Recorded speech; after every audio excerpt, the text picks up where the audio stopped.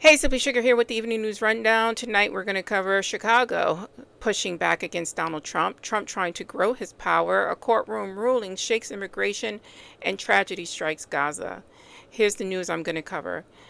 Illinois Governor J.B. Pritzker fired back. Mr. President, do not come to Chicago. You are neither wanted nor needed here. This is in reference to Donald Trump sending National Guard troops to Chicago and 19 other Democratic-led cities.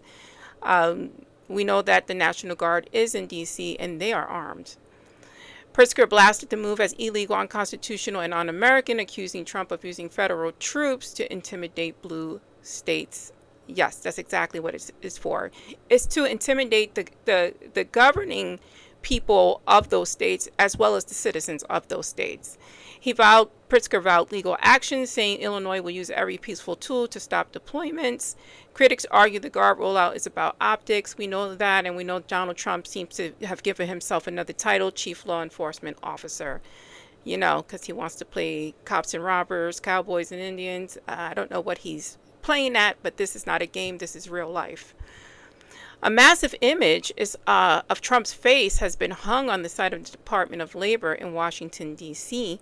At the same time, he says the U.S. may want a dictator, but he's not a dictator. But it's dictator-shaped. The display drew sharp comparisons to authoritarian regimes, you know, like in Russia, North Korea, 1930s and 40s, Germany.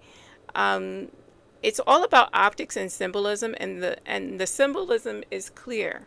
He wants to be the supreme leader. And how do we know that? Trump is pursuing larger ownership stakes in U.S. tech firms, including Intel.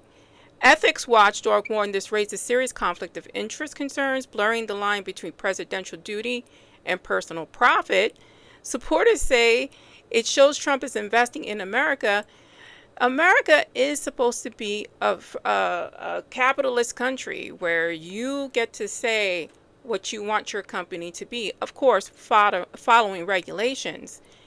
You don't have a president getting 10% stake, or the government getting 10% stake, or 20% stake in your company, because that means they have say-so and control. They're not supposed to be in on the profit. That sounds like Russia. Correct answer. You get $1.